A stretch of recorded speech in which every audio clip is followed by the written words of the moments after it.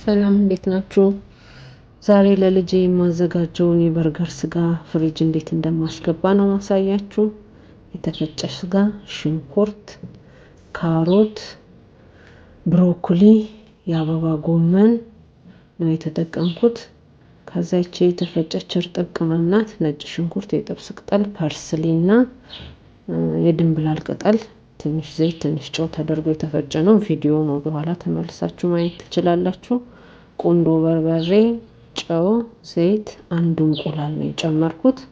እነዚህን ነገሮች በደንብ እሽት አድርጎ ማዋሃድ ያስፈልጋል። በደንብ መታሸት አለበት እንዲያያዝላችሁ። ካሻችሁ በኋላ ቅርጽ ለማውጣት የምጠቀመው የአንድ ዕቃ ክዳን ነው። ያን ያህል ቅርጽ ማውጫ ምናምን ከሌላችሁ መቸገር አያስፈልግም። እንደዚህ ጥፍጥፍ እያደረጋችሁ ቅርጽ አውጥታችሁ ስታስቀምጡት አንድ አይነት ይሆናል። አንዱ ትልቅ፣ አንዱ ትንሽ፣ አንዱ ወፍራም፣ አንዱ ቀጭን አይሆንባችሁም። በዚህ መልኩ ድርድር ብሎ ፍሪጅ ውስጥ ሲቀመጥ ሲታይ ራሱ ያምራል። አትክልት አልበላ ለሚሉ ልጆች፣ ቬጂቴብል አልበላ ለሚሉ ልጆች ይሄ ቆንጆ አማራጭ ነው። በቃ ፕሮቲንም ቬጂቴብልም የተመጣጠነ ነገር ያገኛሉ ማለት ነው ምሳቸው ላይ። እንደዚህ ቅርጽ አውጥታችሁ ድርድር ካለላችሁ በኋላ በረዶ ቤት ማስቀመጥ።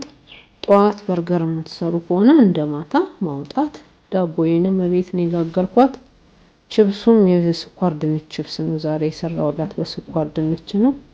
እንደዚህ አድርገን በርገራችንን አዘጋጅተን ቺዝ ስላልነበረኝ ዛሬ በእንቁላል ነው በርገሩን የሚያዘጋጀውላት። ሁሉ ነገር እንደዚህ ቤታችሁ አዘጋጅታችሁ ሌሎቻችሁን መሸኘት ቀላል ነገር ነው ብዬ ነው። ከወደዳችሁት እስቲ ንገሩኝ። አመሰግናለሁ።